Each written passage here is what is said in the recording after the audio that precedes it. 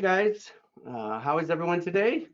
This is Dan coming to you this afternoon, April 16th, from my home in Woburn, and wanted to give you guys an update on some things that have been happening, which is a constant um, things constantly in flux, I guess I should say. Uh, I always try to think about how I'm gonna, start these things and try not to be too dry and too serious and everything. Although this is an extremely serious time for sure, but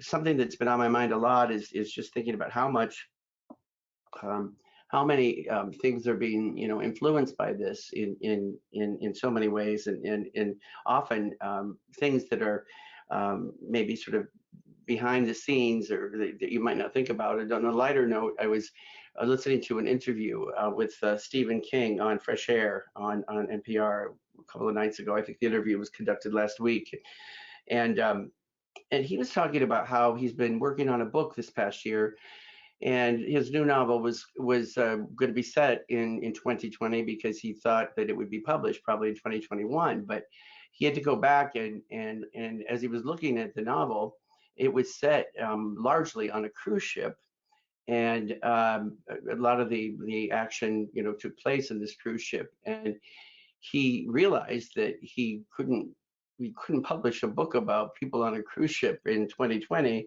given the all of what's happened with this pandemic. And it's a minor little thing, but it made me realize, or just reminded me again, just how much this is changing our lives and how this has influenced not just one part of our world or one nation or country or region, um, but all of us, every one of us. And so I think Stephen King's solution was to backtrack and make it occur in 2019. And I was thinking about the things that happened last year, and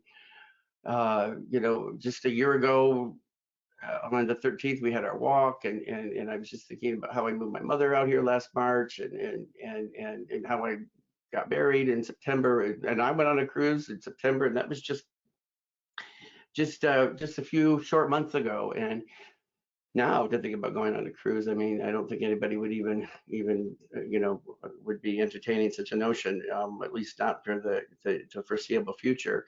And while these are sort of minor considerations, it just does make you realize how much our lives are changing, probably forever. And we'll get through this, and we're going to get to the other side for sure.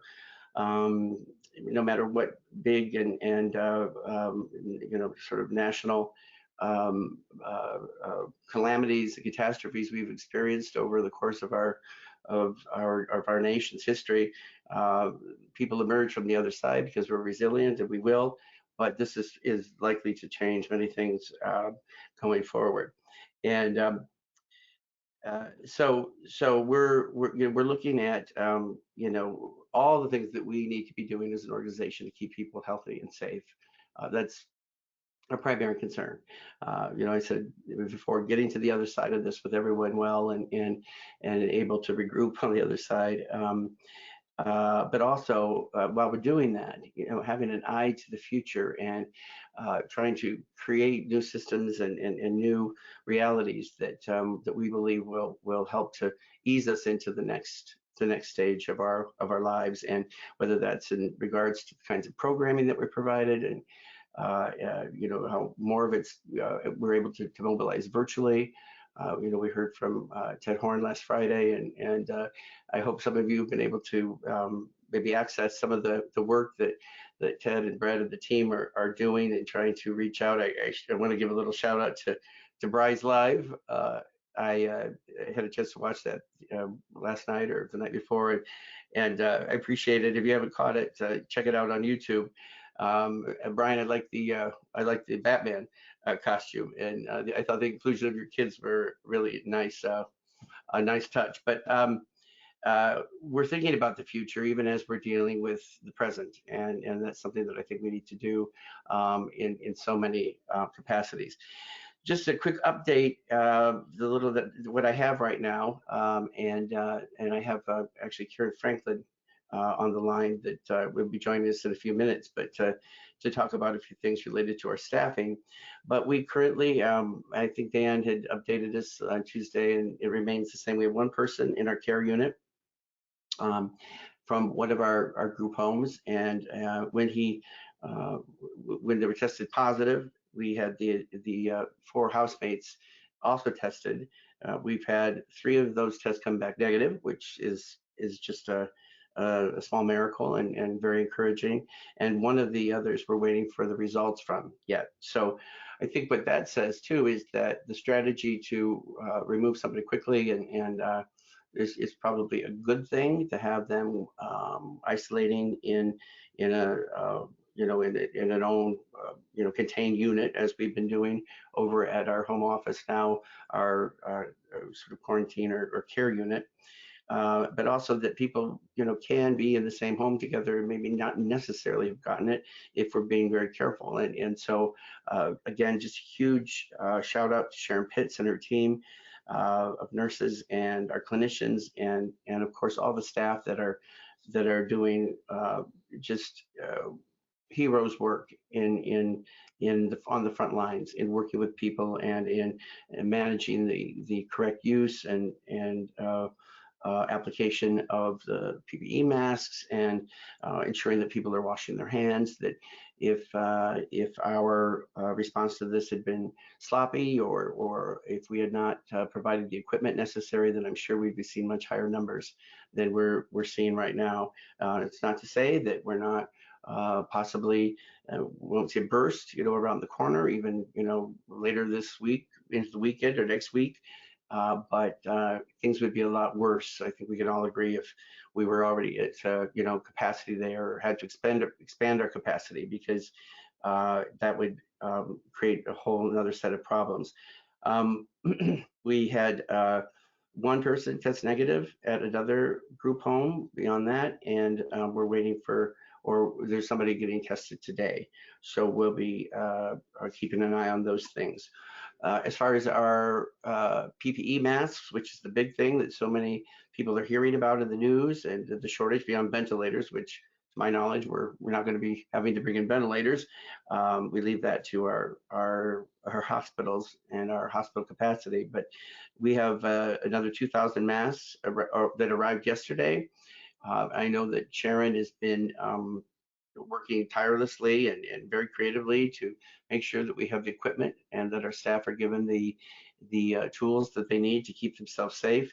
As I think I maybe mentioned, I had stopped by New Boston Street, not to go in, but to look for some delivery that had been apparently been made in my name. And while I was there, Sharon happened to come over and she said that she's just been running around, trying to ensure that we have thermometers and that daily there's deliveries come in of different materials that are needed. And we just thank the diligence and her tireless efforts. And I said to Sharon, look, I said, I haven't been bothering you. I've been trying to keep my distance, and I know that she knows that I'm here if she needs me, which she's not, but she said thank you. She doesn't want to be hassled, and so I'm going to use this venue to just again express to her and on behalf of the entire organization how much we value and how grateful we are. When funny, it's not really funny, but sort of an aside, we as we were talking, I think Sharon was about 50 feet from me. I said, do you remember the time when we were dealing with the chicken pox scare at the Martin Center and what a big deal that was at the time? And this is going back, I don't know, maybe 2000 and just maybe 2012 or 11 or 12, and there had been an outbreak of chickenpox, and we were rushing around to ensure that all the staff and all of the people served at the Martin Center had gotten either vaccinated or had the antibodies from a previous vaccine that they had or from getting the chickenpox as a child. And the fear is that the DPH was going to close us down for services for a period of 2 weeks. And at the time, I remember what a devastating blow that would be, and how how would we survive such a thing, and the amount of revenue that would be lost, and what would that do to us as an organization. And to look back on that now, it just it almost seems a quaint thing to consider, because this, of course, is of a magnitude of an order that is beyond anything any of us could ever have ever dreamt or imagined ever coming. And to think that, you know, 1 month ago, we had just been on the verge of considering what this was going to do to all of us, and how we're going to manage. Now, yesterday, or Tuesday rather, I spent a good portion of the time talking about the need that we've determined to have to furlough some folks, and that people would be getting word of the first round of those furloughs this week, and that has happened or is happening. Karen is going to join us in a minute to talk about some of the more specifics about that. I can tell you that there were 48 people in this first round that we have identified, and that will be receiving letters if they should have already heard by now. And then next, we have already begun discussions about what this will look like going forward into next week, and if we determine, or when we determine, a second round of furloughs will be necessary. Greg, is Karen on standby? I hear somebody do you want to bring her on board? And I'll just have a couple more words. You know, I want to thank the people that have demonstrated or expressed a willingness to. Hi, Karen. Hi. I want to thank everybody that's made themselves available. I've gotten some emails, and I know that Dan and some of them have come into you. People that are willing to you know, maybe pick up some shifts. We're apparently still in dire need of supports, of staff that can cover and work in our programs. This is something that has not changed, and so it's not too late to consider helping out in some way. I know there's people that have expressed some interest in working maybe a few shifts, a couple of shifts, or there's been some that have you know, expressed some willingness, but have had a very kind of refined list. And I want to be clear that what we need are people that are willing and flexible to work in a number of different programs. I know that people all have a sense of what would be their preferred location to work within, and there may be some programs that some staff feel that they're not equipped, or that they're not, they don't have the skills, or that maybe it's too far a distance to travel. But guys, we are in a state of emergency here, and we need people to be willing to go wherever they are called to be, and that is what we're looking for. So it's not to say, if you're somebody that's expressed an interest in working 20 hours a week or something, that we can't use you. We are open to considering any staff person if we can use them in a particular location. But what we need are people that are willing to go many different places. And I'll say this before I open up to Karen. You know, you may think that you don't have the skills to work in a particular home, and I say that if you have a willing heart and an open mind, you're in this industry, you're in this field, you have all the experience we need you to have to go and care for populations wherever they may be within our network, and to help those managers and the employees from those programs manage to fill the shifts. So Karen, I know you've been a little busy. I have been very busy, so thank you. So one thing I just wanted to say, the first thing that came to mind is kind of what you were saying was, a month ago, did we ever think that we would be in this position? Everything has just changed completely. I think when Ted did his presentation on Friday, it was very impactful, where to see the clients, I haven't seen the clients in over a month. I haven't been in a program to be able to hear them and see them and interact with them. And it's amazing what a huge part of, I think, you know, our lives it's become. And did we think that we would be here? Did we think that in our lifetime that we would ever be quarantined to our home like this? So I wanted to say that. So I miss everybody very much so, and I can't wait to get back to some normalcy. I know that tonight the president's going to be speaking, and he's going to start putting out some information about how maybe some states can start to get back to a little bit of normalcy. I think that I live in New Hampshire, and Governor Sununu has done a good job. Charlie Baker will hopefully be speaking. I know that New Hampshire has just identified that the school systems are not going to be going back. So that's the K through 12 will not be going back to school this school year. They'll be doing all their remote learning as the colleges has already done. And I'm assuming that Massachusetts will follow that as well. So this is just a completely unterritory time. So leads me into just wanting to say that we're so thankful. We've heard amazing stories. We're going to hear from some of our residential folks tomorrow of how everybody has been stepping up and helping and trying to work as many hours. But like Dan said, in some instances, for either personal reasons or for business reasons or program locations, not everybody has had the opportunity to be able to work full-time hours. We did make the decision to furlough some folks. I think these folks were very willing. Everybody's been notified as of today, and they clearly understood that we're not furloughing you as a person, we're furloughing your job for now. And it doesn't mean that you're not going to be part of the organization. It doesn't mean you're going to lose your seniority. It doesn't mean that there is some type of mark in your personnel file that says you were furloughed. It's not that at all.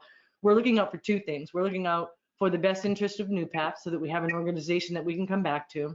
We're also looking into the fact of making sure that we're taking care of our clients, and then the best interests of our staff. In some instances, staff are not getting enough income to be able to sustain the bills that they have and such, and they're exhausting their sick time, they're exhausting their vacation time. By completely furloughing somebody, they'll have the opportunity to collect unemployment.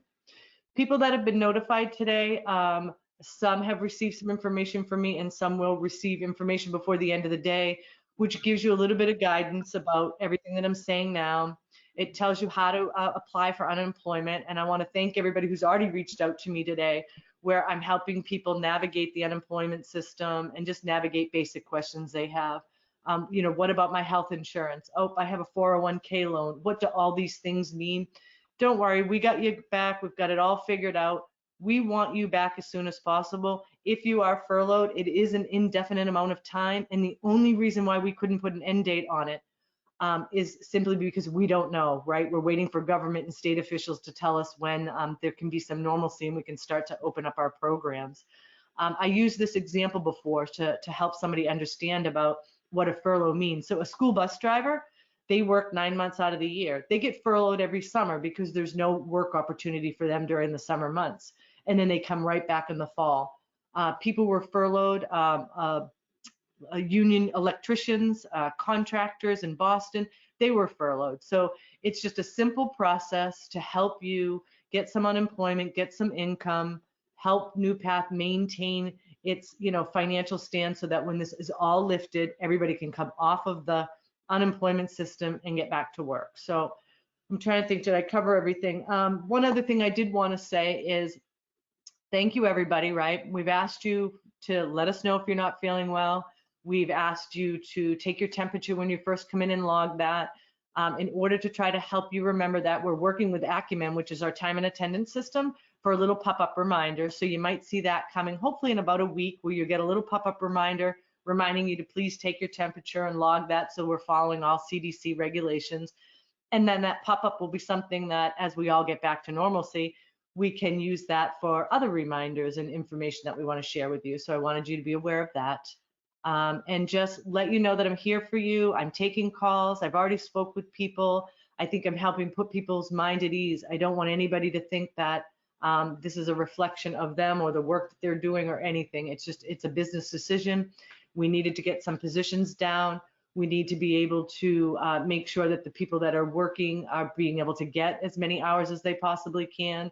And this is cyclical, so this could change. So even though we're saying you're furloughed, we could call you in a week because things have changed and we could bring you all back. So please hang tight, everybody. Stay safe. I can't wait to see everybody. Do miss seeing everybody tremendously, and hope that you can give me a call with any questions. And anybody on the HR team is available to talk as well. Thank you, Karen. You're terrific. I've said this to you before, and I think I recognized it in you early on when you began working with us, that you've got just the right composition for the job that you're doing.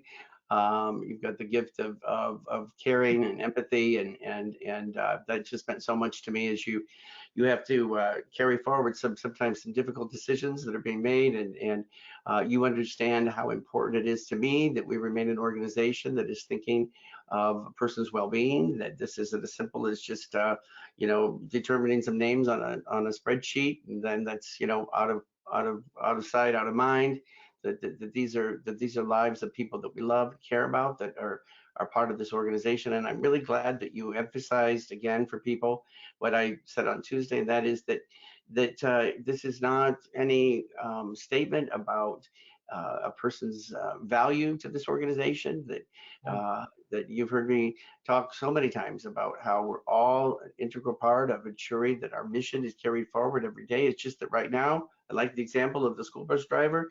Right now, we lack the business, the responsibilities of, providing transportation, because people aren't driving around to their jobs and aren't coming into the day programs. And so these and other functions of certain people, having to be probably the first people on the list of folks that are going to be put onto furlough. And I'm glad you also mentioned that this is temporary, that we fully expect and look forward to the day when we can bring everybody back and enjoy this time of celebration. It seems like we're too much in the thick of it right now to think what that celebration is going to look like, but I know that there will be better days ahead, and I thank you. I'm sure many staff thank you and your team for being such sympathetic and caring sort of repositories of what is happening here regarding their employment. So thank you very much for your continued good work and outreach.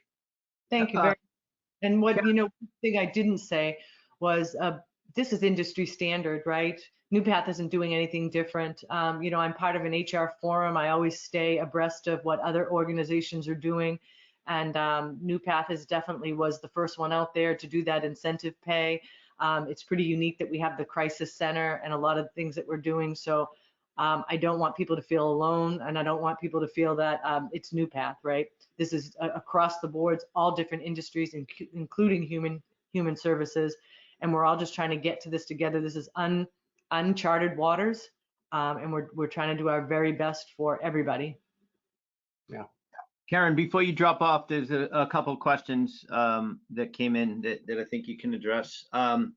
The first is if you're still working but not working your normal full-time hours, are you going to be able to apply for unemployment to help make up the difference? So this is what I've been telling folks. It's not necessarily my expertise to know how the state of Massachusetts will deem things. So it doesn't hurt to try, is basically what I've been saying. They're going to look at your earnings, and they're going to look at what you're earning, and they're going to make a determination if you're eligible, what's your situation, why can't you pick up additional hours. Everybody's situation's a little bit different. Like Dan said, some of it's I can't commute, or I can't work second shift, or perhaps some of the hours are not available for you for the times that you can work. So navigate through that, see what happens.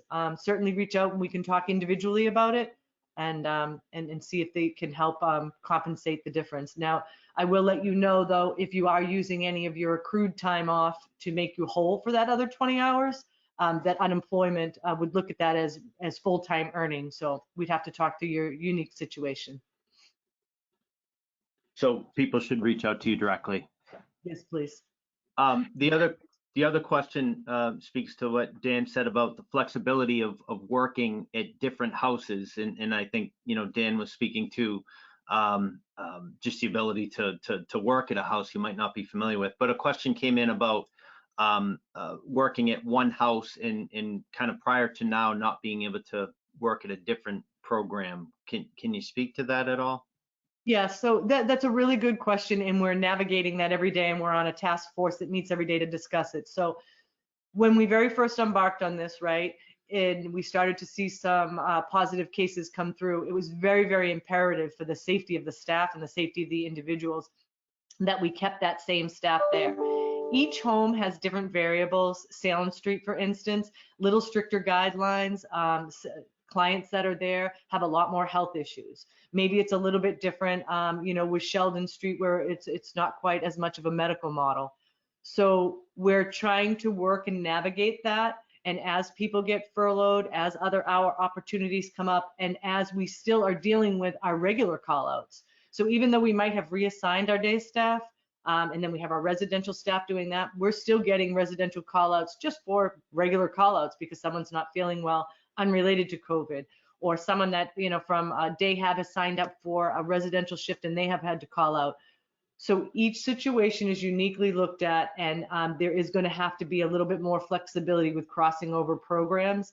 Number one, to ensure coverage. Number two, to ensure that everybody's getting the hours, all under the umbrella of working with Sharon Pitts to ensure that we're not putting anybody in an unsafe situation and we're not jeopardizing current staff that's already worked that we know are negative. So I hope that answers the question, but that has been a question that has come up an awful lot. Well, I was told I can't cross over because I've worked at this program. We're trying to do that to the best that we can, but it's not going to be 100%, able to keep continuing on with that model. We're going to have to do some crossover, especially now as the testing is going to be coming so much more easy accessible. And Dan, I think you might have alluded to the fact that we did have one house that's having the mobile testing done. So. Mhm. And Karen, I think that if some people if there's somebody out there that hasn't really done any, been reassigned or relocated, if they haven't been furloughed yet, if there's worries that people have about working in a particular home, I think they're not going to be alone, on shift. I know that we've got some really managers that have just gone to great heroics to try to, ensure familiar coverage, but that there would be people there that were familiar with the routines that would help people understand what needed to be done. If there was a particular area that staff felt that they were rusty in, or they maybe hadn't had experience with, if they're worried about, behavioral incident occurring and feeling uncomfortable with that generally they're not going to be alone with groups, and that we'd be doing whatever we can to try to support them through that. Plenty to do probably that would be within their wheelhouse as far as skills that they have, and I mean, it's not like you're being moved from some sort of a manufacturing plant or a meat packing. You're working in human services, and we all have a sense of what that is and what that means. So I think that if those fears are there, that I want to do something to alleviate them. But okay. Any other questions, Greg, for Karen before I wrap up? No, just the only addition to what Karen spoke to about the houses in the programs is I received a note that each week we are checking with the Board of Health and using their recommendations on the specific programs and houses around staffing and whatnot. So that's all. Thank you, Karen. Thank you. Thanks, Karen, so much. Appreciate it. Bye, everybody. And Karen's or the question that came to Karen, and this worry or this practice or the guidance that had been received about not having staff cross from one program to another, really with the intention being that this is would limit the spread if people were possibly walking, they had would test positive, but hadn't had access to the test yet, and therefore wanting to really kind of isolate people to particular programs. So much of this is going to be alleviated once we can get full testing in the programs. Not to say by any means that would be licensed at that point to throw caution to the wind. It's not, but I said this on Tuesday, and most experts agree that until we're able to have a full and robust tests available to our populations, and we're not going to really know. We're going to be entering every situation as though you are confronting somebody that may be positive, and it has to be that way because at this point we just don't know. We can put certain mechanisms into place, testing staff's body temperature and so forth, and that can be an indicator, and those are things that we continue to do. But the one true way of knowing and being able to alleviate some of this concern is the actual test. And the fact that we have the mobile testing unit now that's being rolled out gradually. I know our names are on the list. Will be probably prioritized in accordance with what is happening regionally and statewide with other agencies and other homes, and the level of urgency really being related to symptoms or positive cases in the home, tested positive, that once we begin to get through some of those higher priorities, then some of our programs where we have not had anybody with symptoms, where we don't have anybody that's tested positive, can start to have the staff and the people living there tested, and that's will be just a huge positive step forward for us as we begin to try to kind of understand where things are now, and hopefully give some relief or some so, ease the anxiety of the staff that are just doing heroes work and reporting there every single day. And I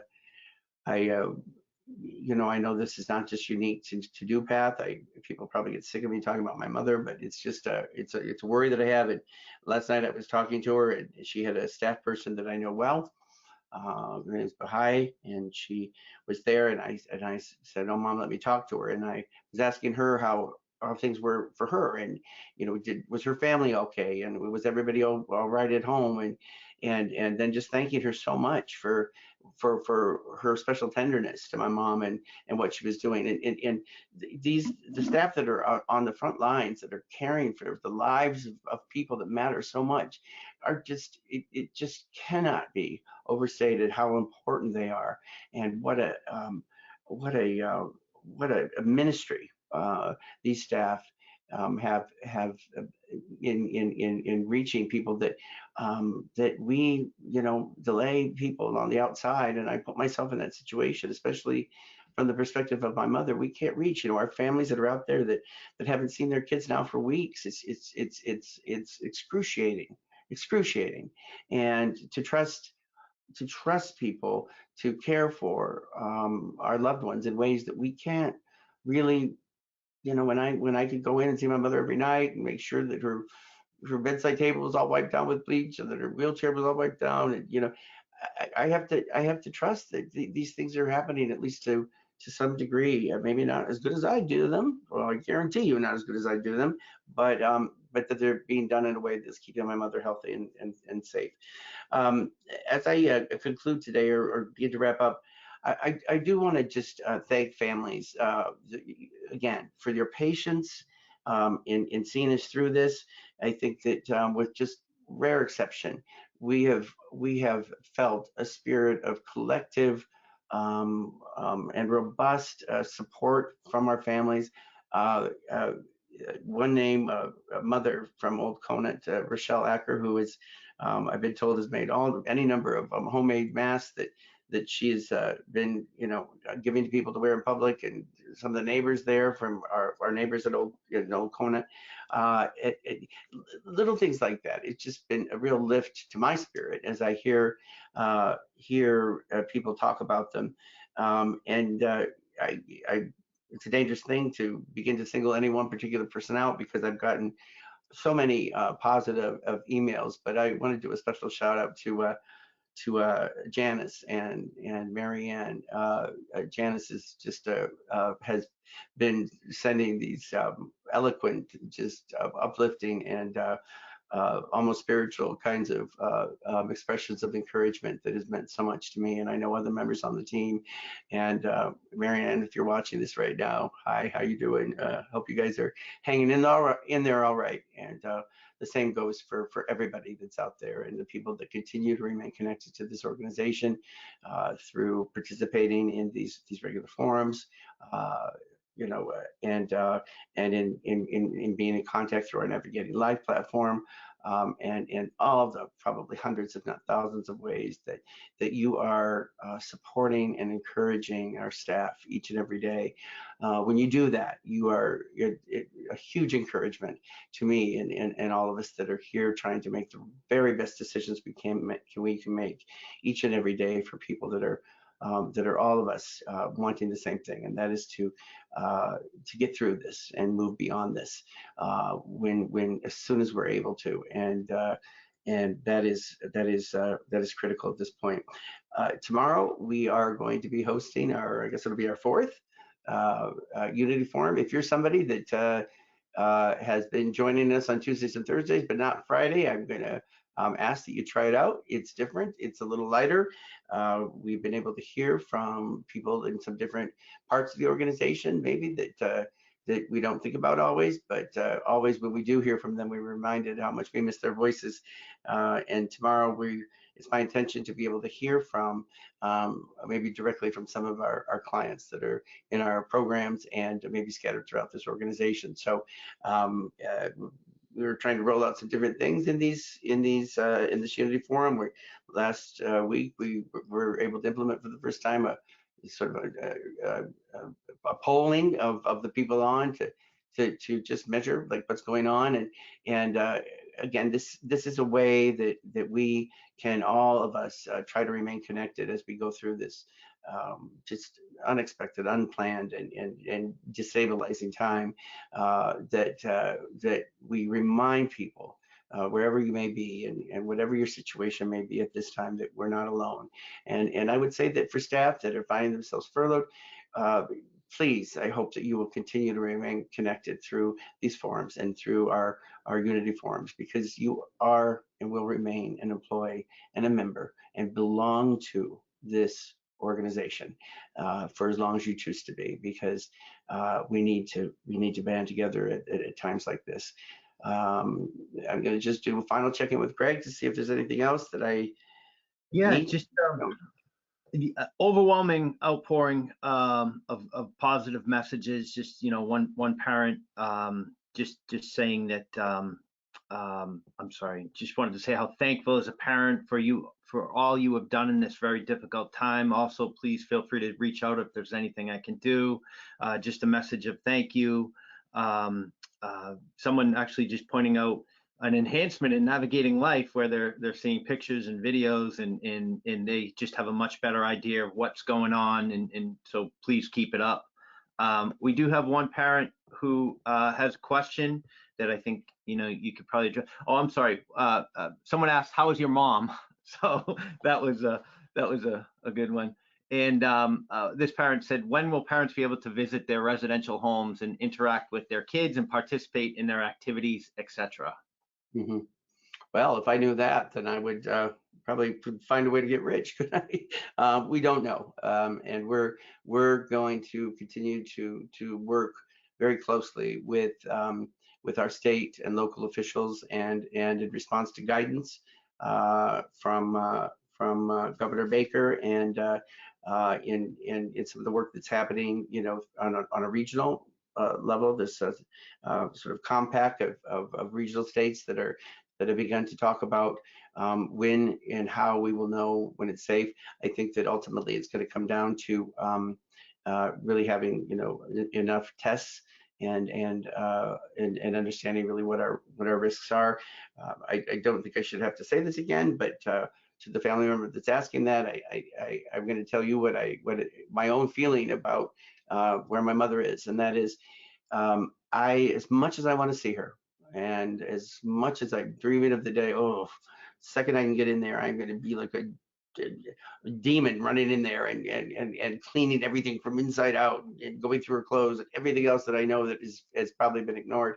I don't want them to open that place up to anybody until we all feel it's safe to do so, because opening it up to one family, we don't know who may be sick and not know it.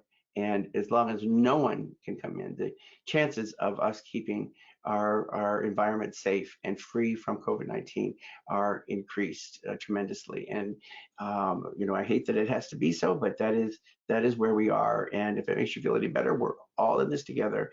And the second that we're able to reunite families with their loved ones, we will be doing so, but in a way that helps everybody remain safe. And that's as much to protect the families as anything in this case. So thank you for your patience and for your understanding in that regard. Last point, Dan, and I'm sorry, but this came from Dan, and that's that we will be receiving a partial shipment, and we'll be picking up 10,000 masks tomorrow. So just to keep staff's minds at 10,000 masks. 10,000. Somebody said, I think Deb Harris, one of our staff and our finances, We saw her yesterday, and she stopped by to get mail. So many things are still happening. People don't realize we've kind of relegated the Martin Center to be a new sort of home base. Not that we've got people working there, collectively together, but I know that Bill Yates goes several times a week to the post office to collect a lot of our mail.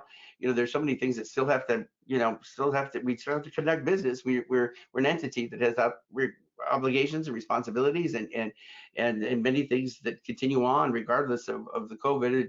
Bill had all these piles of mail, and he was going to be stopping by and giving one pile to Diane Hamilton, and Deb had stopped by to pick up this other pile that related to food stamps and some other things, and she was wearing this really cool mask. It was a Patriots mask, and I was like, oh, how can I get one of those? Because I don't really, I have like a couple that I've been reusing. I don't think I was supposed to be reusing them. I shouldn't be saying this right now live, but so she said she's got some for me.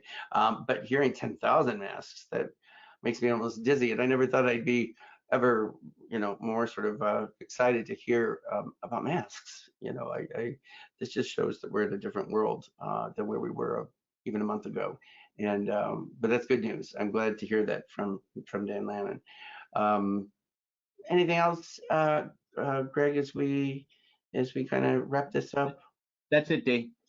Thanks for sharing those positive remarks for me. I was on a call, an ADDV board meeting call this morning, and there's so many things happening, and other organizations that have different kinds of services, or some of the larger agencies have.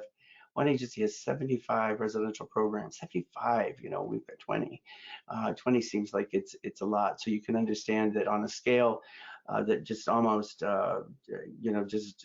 just beyond what we've had to contend with.